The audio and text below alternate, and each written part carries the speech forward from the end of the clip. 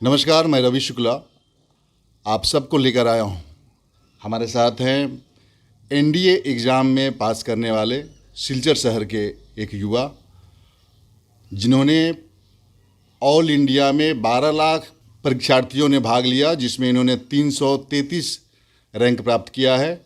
और आप सबको बता दूं कि नॉर्थ ईस्ट में मणिपुर का 3 लड़का इसमें पास किया है और असम का सिर्फ इकलौता ये लड़का पास किया है।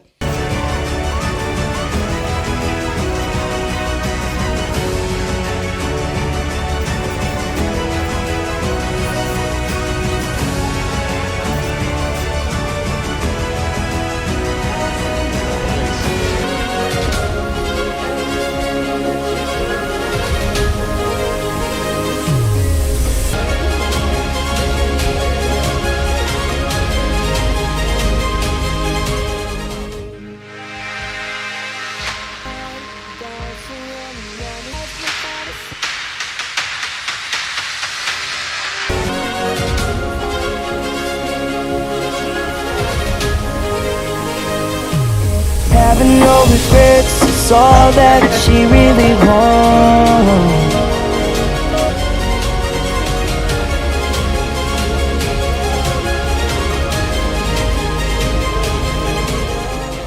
चलिए उनसे बातचीत करते हैं। क्या नाम है आपका? मेरा नाम वंश गोस्वामी है। मैं सिलचर शहर के इटखोला का प्रमुख निवासी हूँ और हम मतलब नेशनल डिफेंस एकेडमी का एग्ज़ाम, जो कि हम सब जानते हैं यूपीएससी द्वारा कंडक्ट किया जाता है, तो ये साल में 2 बार कंडक्ट किया जाता है। तो मुझे मतलब इसमें रुचि तब से आई, मतलब जब मैं इसके लिए मीडिया का काफ़ी धन्यवाद करना चाहूँगा, क्योंकि मीडिया के थ्रू ही सबसे पहले मेरे को पता चला कि जेंटलमैन कैडेट के रूप में भी कुछ एग्जिस्ट करता है। तो उसी को लेके मैंने काफ़ी वो देखा कि हाँ, ऐसा ही ज़िंदगी मुझे चाहिए। नॉर्मल लाइफ तो बहुत लोग जीते हैं, वो कहते हैं ना आर्मी में कि अ लाइफ एक्स्ट्रा ऑर्डिनरी, तो फिर वैसा ही ज़िंदगी मुझे चाहिए था। तो फिर मैंने देखा कि हाँ, कैसे ज्वाइन कर सकते हैं एज एन ऑफिसर। तो फिर धीरे धीरे करके पता चला कि नेशनल डिफेंस एकेडमी का एग्ज़ाम होता है 12वीं के बाद, तो आप उसको दे सकते हैं। और फिर नेशनल डिफेंस एकेडमी ज्वाइन करके 3 साल की वहाँ ट्रेनिंग और 1 साल आईएमए में ट्रेनिंग करके आप एज एन ऑफिसर आर्मी में सर्व कर सकते हैं। अच्छा वंश, आपने पढ़ाई किस स्कूल से शुरू किया? सबसे पहले मैंने पढ़ाई डैफोडिल स्कूल, जो कि मालूग्राम में स्थित है, वहाँ से चालू किया। फिर धीरे धीरे वहाँ तक मैंने 10th तक की अपनी जो मिनिमल एजुकेशन थी वो कंप्लीट करी। फिर मैं वहाँ से केंद्रीय विद्यालय मासिमपुर, जो मासिमपुर मिलिट्री कैंटोनमेंट में है, वहाँ पे दाखिला लिया। फिर मैंने वहाँ से अपनी 12वीं कंप्लीट की। तो वंश, जहाँ तक मुझे पता है आपके पिताजी का देहांत जब आप छोटे थे तब हो गया था। जी। आपको यहाँ तक पहुँचने में काफ़ी सारी कठिनाइयों का सामना करना पड़ा होगा। जी। और आपके पिताजी नहीं है, सिर्फ मम्मी है, तो मम्मी को बहुत सारी कठिनाइयों को झेलते हुए आपको यहाँ तक पहुँचाना पड़ा होगा। तो इसमें क्या कहना है आपको, क्या क्या परेशानी हुई और आपको यहाँ तक पहुँचने में, इस एम को सक्सेस करने में क्या क्या करना पड़ा? सबसे पहली बात है कि जब जैसे पिताजी नहीं है तो सारा बर्डन, सारी जिम्मेदारियाँ मम्मी के ऊपर थी।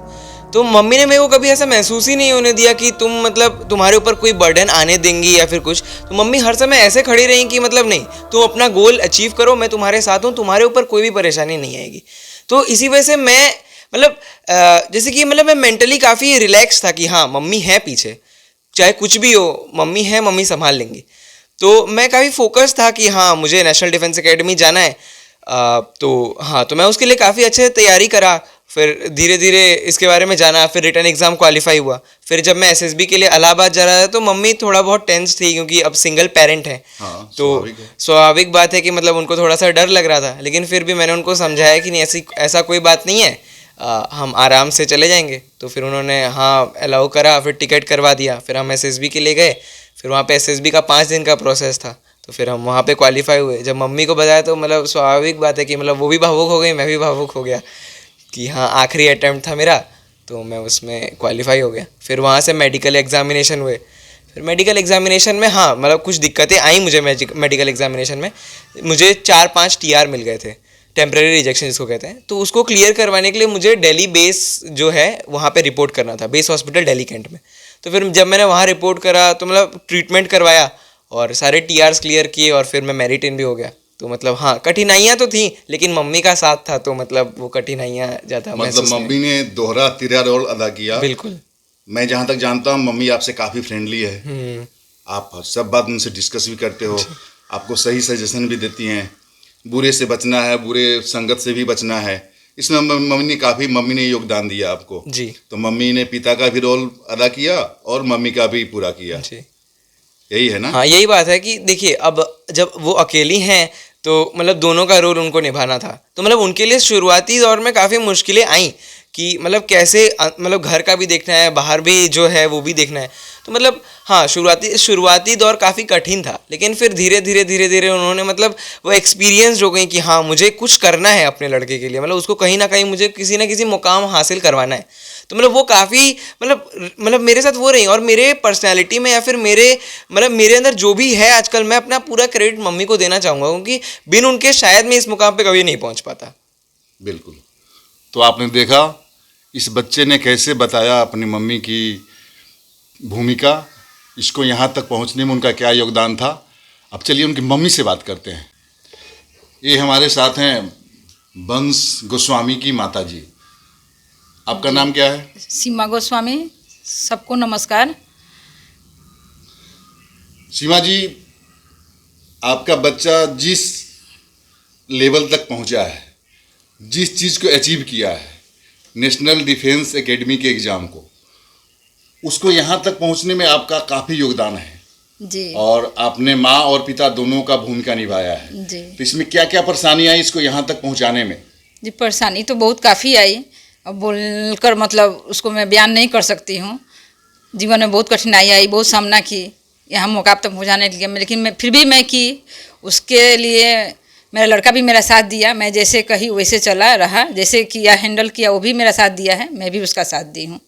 और ऊपर वाले ने भी मुझे बहुत बहुत साथ दिए हैं ताकि हम इस मुकाम तक अपने बच्चे को पहुँचा सकें। बिल्कुल, क्योंकि इस बच्चे के पिताजी का देहांत छोटे समय में ही हो गया था और उनका नाम था श्री विनोद गोस्वामी जी। जी, जब ये 1.5 साल का था तब उनका देहांत हो गया। उसके बाद से तो कठिनाई बहुत सारा की, बोलने का कुछ शब्द नहीं है मेरे पास। समझ रहा हूँ। और मतलब आपको इमोशनल, सामाजिक सभी तरह से अगर एक अकेली महिला कुछ करना चाहे या अपने बच्चे को बड़ा करके किसी मुकाम तक पहुँचाना चाहे तो काफ़ी ये सब परेशानियाँ आती हैं। वो आपके साथ भी हुआ होगा? जी, बहुत सारी परेशानियाँ आई, कोई सपोर्ट नहीं मिला, बस ऊपर वाले का सपोर्ट मिला, मेरे भोले बाबा का सपोर्ट मिला, और मैं किसी से सपोर्ट नहीं पाई। अपने संघर्ष को जारी रखा कि मैं कुछ भी होगा मैं अपने लड़का को कामयाब बनाऊंगी, चाहे जिस लाइन में हो। बिल्कुल, बहुत मैं अपने लड़का को कामयाब बनाऊंगी, बस भोले बाबा मेरा ऊपर कृपा बनाए रखिएगा, मेरे बच्चे के ऊपर। मेरा और कोई नहीं है दुनिया में। आपकी मेहनत रंग लाई है और आपका बच्चा इस मुकाम तक पहुंचा है।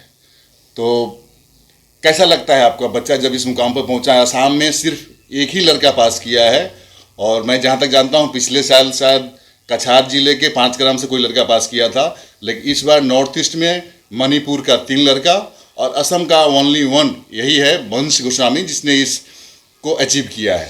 कैसा लगता है जी, अच्छा तो बहुत अच्छा लगता है, बोलने का कोई शब्द नहीं है मेरे पास, इतना अच्छा लगता है। लेकिन फिर भी मैं थोड़ा डरी रहती हूँ, घबराई रहती हूँ कि कैसे जाएगा, कैसे क्या करेगा, कैसे होगा। मेरे मन में सब समय एक भावना बना रहता है। हाँ, एक माँ का स्वाभाविक एक डर बना रहता है, भावना बना रहता है। फिर भी मैं इसे कहती हूँ कि कुछ और लाइन पकड़ लो, छोड़ो इसे, अकेले हो, कोई नहीं है तुम्हारे साथ। फिर भी बोलता है नहीं मम्मी टेंशन मत लो। नहीं, इसने जो रास्ता चुना है तो फिर अपने मन को समझा लेती हूँ कि उसका खुशी मेरा खुशी है। अच्छा, इसका वंश का क्या छोटे समय से ही आर्मी में मतलब डिफेंस में जाने का इरादा था? जी, ये 6-7 में था, तब से ही इसका मतलब ये था कि हमको ये बनना है। क्योंकि कभी मैं फेसबुक में इसका एक फोटो देखा था जिसमें डिफेंस पर काफ़ी कुछ लिखा भी जी, था जी। और काफ़ी देखा कुछ पोस्ट पे लाइक करता है। जी, इसका 6-7 में था, तब से इसका एम था कि हमको ये बनना है। किसी टीवी में किसी न्यूज में देखा था कि हमको ये बनना है, उस समय से ही मतलब इस बात को हमेशा रिपीट करता था कि मम्मी हमको ये बनना है, इस लाइन में जाना है, इस लाइन में पढ़ाई करना है। चलिए, बहुत तो अच्छी बात है। कोशिश किया और भगवान का भी इच्छा था। और आपकी इस मेहनत और ऊपर वाले कृपा और इसके लगन ने और इसके पिताजी का भी शायद यही इच्छा था, आज तो दुनिया में नहीं है, होते तो। बिल्कुल, उनके आशीर्वाद से भी बच्चा यहाँ तक पहुँचा है और आपकी मेहनत रंग लाई है। और आपका बच्चा पूरे भारत में वंश कितना स्टूडेंट परीक्षा दिए थे इसमें एनडीए में? इस बार एनडीए 2 2023 में 12 लाख मतलब फॉर्म भरे गए थे, 12 लाख बच्चों ने रिटर्न एग्जामिनेशन दिया था। तो उसमें से मतलब एनडीए में सीट 395 की होती हैं, तो उसके बाद हमारा जब मेरिट लिस्ट आया तो उसमें 699 बच्चे सिलेक्ट हुए थे और मेरा जो ऑल इंडिया रैंक था वो 333 था जी। तो आप देख रहे हैं मेरे साथ यहाँ का एक प्रतिभाशाली युवा जिसने एनडीए एग्ज़ाम को सक्सेस किया है, पास किया है, और CNN24 के पूरे टीम की तरफ से इस युवा के मंगलमय भविष्य की हम सब कामना करते हैं। भगवान इसको तरक्की दे, सफल बनाए। धन्यवाद।